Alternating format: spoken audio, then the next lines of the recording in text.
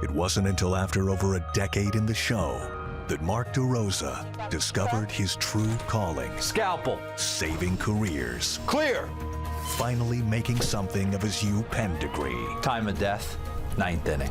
He scrubbed the dirt off his hands and stepped into the OR, helping hitters heal. He's got to play with more heart. It's a tough job. There's nothing we can do. I cannot help this guy's batting average. But someone's got to do it. He's toast. Let him go. The doctor is in. I'm not letting him go.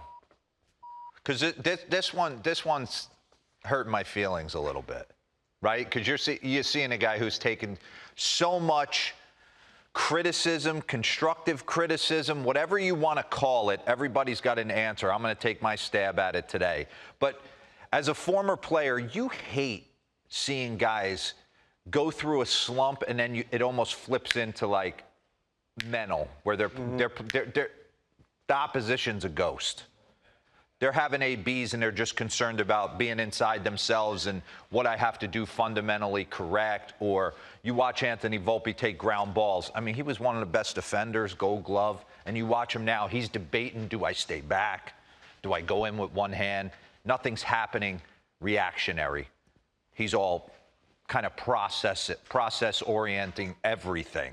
So I wanted to dive in, go through his at-bats. He punched out 3 times last night, and it's almost gotten to a point where he has to take a deep breath, go to the yard today.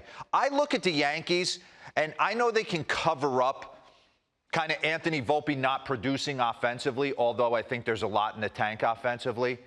But they need him defensively. I don't think Caballero and Rosario can play shortstop in big spots for them. I know Caballero could probably get it done as a utility type guy, but this is your everyday shortstop. So we got to clean up the defense, but I want to focus on his offense and get into his ABs. And if I was a player on his team, a veteran guy sitting the bench, I know those guys are being phased out of the game, but pause this. I'd probably call his phone on the road and ask him to come to the yard with me today at around 11:30. What would you do?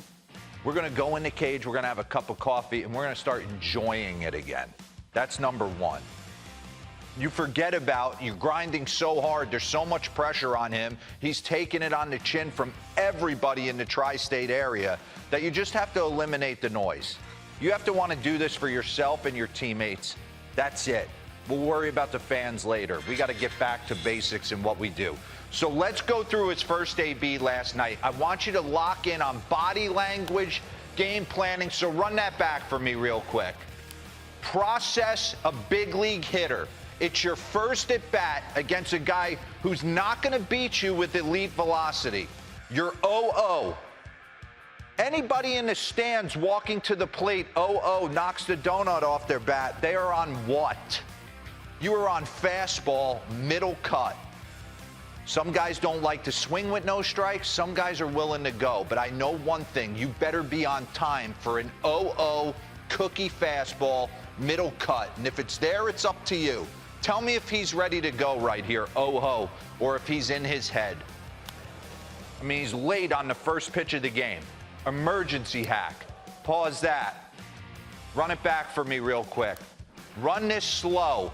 I want you to focus on his hip and his leg and tell me if he takes this in a powerful position, tracking it with his eyes, or if he takes it kind of unsure about what he's going to do and loose on his legs. Pause. How are you going to attack that pitch middle away with that front hip already in the third base batter's box on deck circle? You have no chance. So what I'm saying is pause. He's reached a point of like no return. He's almost got to give to get. You got to give away a game to start having some success. You have to tell yourself that I am on, pick a pitch, I am on fastball, and I am going to ride that out. Every fastball, I'm timed for, I'm timed for, I'm timed for. And you got to find a way because you can't have these takes anymore. Run this. Out and around the breaking stuff. High heater, works himself back into the count. And then disconnected, not staying behind the baseball. We'll do it from a side angle. Pause. Strongest part of a house is the foundation, right? Lower half has got to be synced up. Run it.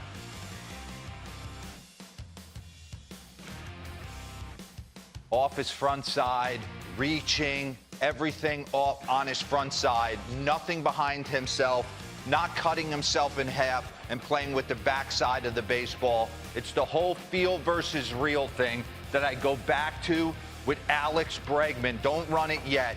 We talk about this, everyone. When you're listening to Paul O'Neill focus on Anthony Volpe, it's that front hip, front hip, front hip. Listen, if you slow everybody down, their front hip starts to go before their hands go. But it's a matter of staying up the middle the other way, big part of the field. It can't be this spin and rotational move around it. I want you to listen, Anthony, to Alex Bregman talk about this. There's no way he does this in the game, but it's a thought process trying to create this feel with your front side. Run it. For me personally, I never ever think about rotation at all. I think I have two flashlights right here on my hip pointing that way. I have them on my shoulders, on my hips, on everything, my feet. And all I am trying to do, the only thing I look for is when I load to have my hands travel high across my chest forward like this, the knob of the bat, get out there past the inside part of the baseball. All right, so pause that. What does that promote for a guy like Anthony Volpe? I don't care if you hit 20 home runs. You should hit 20 home runs in Yankee Stadium. It's a pop-up to right center. You got the power to do that. But I can't have you hitting 208. I need you on base, and I need you bouncing around and stealing bags and playing D for me again. So what does that do, right, when you talk about field versus real? Flashlights here, flashlights here. When you land square, you can shoot that heater up the middle the other way, but it promotes staying back on the off-speed stuff. When this front hip is gone and you have nothing, you eliminate half of the plate. All you can cover is in. You can't handle anything away because this is gone.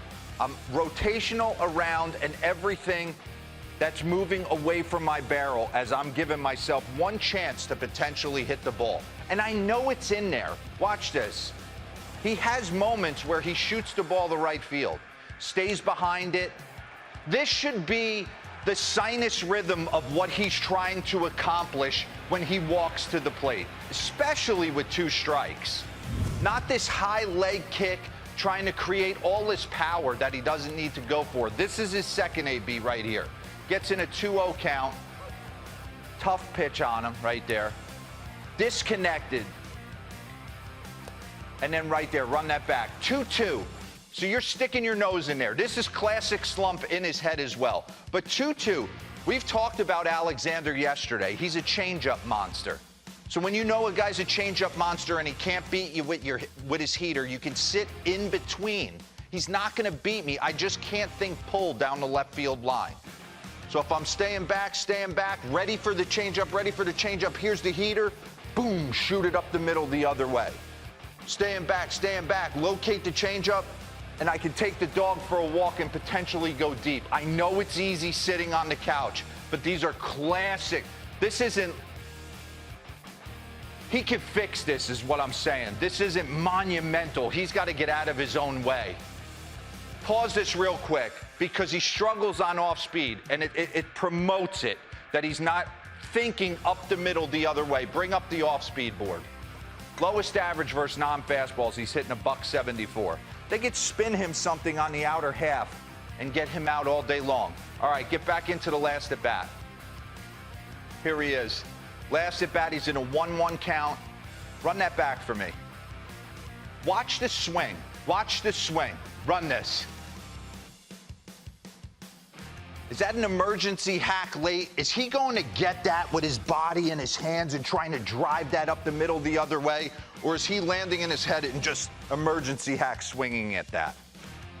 He's got to get his lower half back in. So a couple things I would tell him to understand. I would get him on the curveball machine. And I know Lauren's probably looking at me laughing because I bring it up every time. It tells you all your flaws. Because if you're jumpy, you can't hit the curveball machine. And when he's right, he can turn on 97. But the biggest thing for me is, and I've talked about this a million times, you are some version of your high school self. So I wanted to go show me him at Del Barton. Because I know he probably wasn't reaching back that hard for everything.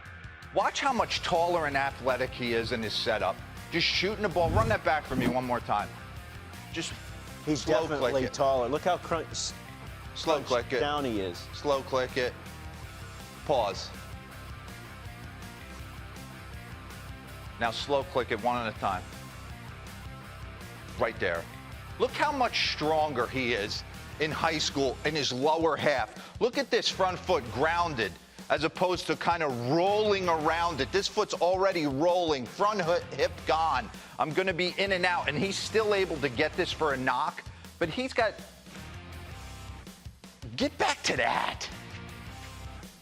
Curveball machine, bottom hand drill. Curveball machine, bottom hand drill. Front shoulders got to stay in. Hips got to stay in when you're working in the cage. That was awesome. Stay tall, up the middle the other way. Up the middle the other way. Dumb down this leg kick.